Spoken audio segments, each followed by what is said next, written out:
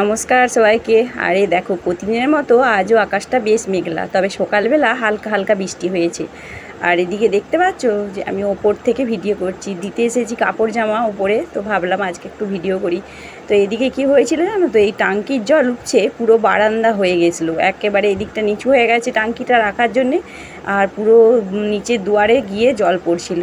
আর এইদিকে দেয়ালটা দেখছো, এটা হচ্ছে জোর বৃষ্টি হলো যেদিনকে, বৃষ্টি তো প্রতিদিনই হচ্ছে, একদিন খুব বৃষ্টি হয়েছিল সেদিনকে ওপর থেকে একেবারে মাটি ছেড়ে ছেড়ে নিচের দিকে পড়েছে, আর একটুখানি দেওয়ালটা লেগে আছে, ওটাকে আবার বাগাতে হবে। আর এদিকে একটা আনারস বেরিয়েছে, সেটাই আমি দেখতে এসেছি। তো চলো নিচে গিয়ে দেখাই তোমাদের কি হচ্ছে। তো এদিকে দেখো কাপড় জামা মেলা হয়ে গেছে, আর বৃষ্টির জন্যে বারান্দাতেই মেলা হয়। এদিকে সোনামণিটাকে দুয়ারে পড়তে দিয়েছি, তো সে চলে গেছে টুলটা আর টেবিলটা নিয়ে চেয়ার টেবিল করে নিয়েছে। তো আমি সেলাই করতে বসি যে টুলটা, সেটাকে সামনে রেখেছে, আর চেয়ারে বসে চেয়ার টেবিল করে নিয়ে পড়তে বসেছে। তার আর ওই বই পড়ার বই সেই একটা ছোট্ট টেবিল কিনে দিয়েছিলাম না, ওটা আর হয়নি। তো আজকে বানাবো দেখো কলা মোচার হচ্ছে কলা ফুল দিয়ে হচ্ছে কি বলবো, ওটা পেঁয়াজির পকোড়া হয়, কলা ফুলের পকোড়া বানাবো। তো আজকে একটুখানি মটরের ডাল সিদ্ধ করেছি, ওটাকে একেবারে পিষে নেব যাকে বলে। তো হাতে করেই দেখবো সিদ্ধ হয়ে গেছে। তো জানো তো আমরা তো পরে খেয়ে দেখেছি, পরে ভয়েসটা দিচ্ছি। তো যেহেতু আমি ওটাকে একেবারে মানে শক্ত শক্ত ছিল কড়াইগুলো, তাই একটুখানি গোল গোল রয়ে গেছিলো, তো সেই জন্যে ভালো লাগেনি খুব একটা। কিন্তু ওটা একেবারে যদি পিষে দেওয়া হতো তাহলে কিন্তু দারুণ লাগতো। তো দেখো কড়াইয়ে হচ্ছে একটু জিরে ফোড়ন দিয়েছি, প্রথমে একটা পুরের মতো বানিয়ে নেব, তারপরে ওই কাঁচা ওই কলা মোচা ফুলটা দিয়ে, কলা ফুলটা দিয়ে, আর ওগুলোকে চটকে বেসন দিয়ে চটকে পেঁয়াজির পকোড়া যেভাবে হয় সেভাবেই দেবো। তো আদাটা দিয়ে দিচ্ছি, আদাটা একটু কাঁচা কাঁচা থাকলে মুখে লাগবে, সেটা ভালো লাগবে, তাই বেশিক্ষণ না ভেজে পেঁয়াজ আর লঙ্কাগুলো দিয়ে দিয়েছি।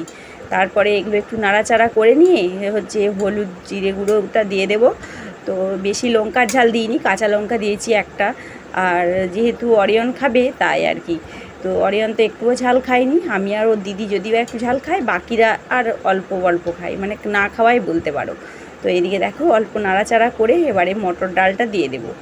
তো সেদ্ধ করা মটর ডাল, তো এটা মুসুরির ডাল হলেও ভালো লাগতো, তবে বেসন দেওয়ার প্রয়োজন হতো নি, সেটা কাঁচা বাটা দিলেও হতো, কিন্তু এটা আমি কাঁচা তো করিনি, তাই এটা একটুখানি কলা মোচাটা সিদ্ধ হবে এর সাথে, তাই একটুখানি এগুলোকে একটুখানি সেদ্ধ করে নিয়েছি, কারণ এইটার সাথে যদি কাঁচা দিয়ে করি ফাঁপবে না, সিদ্ধ হতে সময় লাগবে না, বড়া বড়া টাইপের হয়ে যাবে। ওই জন্য হচ্ছে যেভাবে আমরা পেঁয়াজির পকোড়া করি হচ্ছে একটু ফুলে ফুলে ওঠে, সেইভাবেই করবো আর কি। তো এদিকে মশলাটা আমার হয়ে গেছে, একটু হচ্ছে যে ওই গরম মশলার মতো, গরম মশলা নয় ওটা কি সবজি মশলা একটুখানি দিয়ে দিয়েছি টেস্টটা ভালো হওয়ার জন্য। তো এদিকে নুন লঙ্কা সব যেমন লাগবে পরিমাণ মতো দিয়ে দিয়েছি, এরপরে একটুখানি চটকে এটাকে মেখে নেব, তারপরে বেসনটা দেব। তো এইটুকুই আর কি করে নিচ্ছি। আর তোমরা পুরো ভিডিওটা দেখো, কিন্তু দেখতে থাম্বনেল দেখে বুঝতেই পারছো যে কার কথা বলেছি। তো শেষ পর্যন্ত দেখো, তারপরে দেখবে সোনামায়ের ব্যায়ামটা কতখানি শিখেছে। তো দেখো আমার করা হয়ে গেছে, আর এদিকে দুপুরে রান্নাবান্নার জন্য হচ্ছে তৈরি হচ্ছেই। তো তো তবুও দেখো তোমাদেরকে আর দুপুরটা শেয়ার করতে পারিনি, কারণ মোবাইলটা ছিলই নি আমার কাছে, যেটুকু সময় ছিল সেটুকু করার চেষ্টা করেছি। তো এদিকে মুড়ি খাওয়ারটা করে নিয়েছি, অনেক মানে করছি, তো অনেকটা বেলা হয়েছে, তার সাথে সাথে আর কি ভাত খাওয়ারও তরকারি, দুপুরে তরকারিগুলো করে দিচ্ছি। আর উনানটা তো ভিজে, উনানের থেকে জল বেরোচ্ছে, তাই উনানে রান্না করতে পারিনি, যা হলো এই গ্যাস আর ইন্ডাকশানে। তো দেখো এদিকে কড়াইটা বসিয়ে দিচ্ছি, আর এত মানে এক পশলা করে বৃষ্টি হচ্ছে হালকা হালকা, আর রোদ উঠলে এত পরিমাণ ঘাম দিচ্ছে সে কি আর বলবো।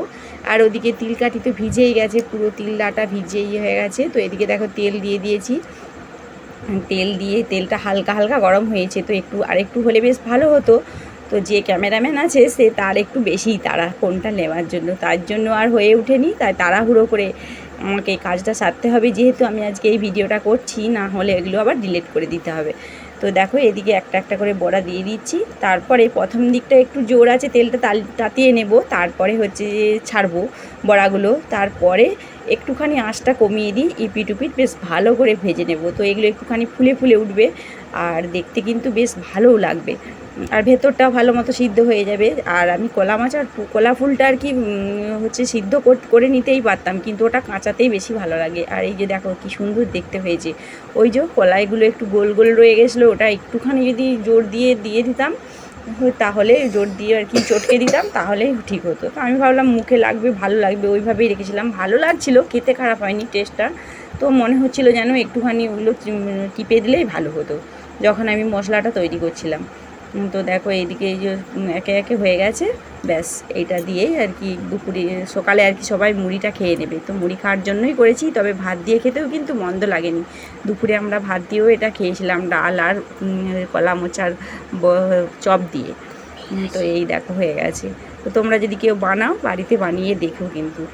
আর এই দিকে দেখো আমাদের সোনামা আমার বাপের বাড়িতে কি করছে, ওটা ওর বাড়ি, আমার এখন বাবার বাড়ি, দেখতে পেয়েছো কি মিষ্টি। মানে ওর ঠাকুমা হচ্ছে যে ব্যায়াম করে, তো সে ব্যায়াম দেখে ও শিখে ফেলেছে। ওর কিন্তু খুব পায়ে ব্যথা লেগেছে, চোখে ব্যথা লেগেছে। তো তোমাদেরকে হয়তো দেখাতে পারিনি, আমাকে ফোনেতে বলেছে, তাই আমি যেটুকুই শুনেছি সেটুকুই।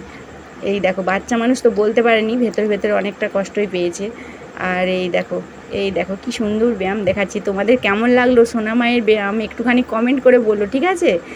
আর যদি ব্যায়াম শিখতে চাও তাহলে ওর নাম্বার দেব, যোগাযোগ করে নিও। আর আজকের ভিডিওটা কেমন লাগলো একটু কমেন্ট করে বলো।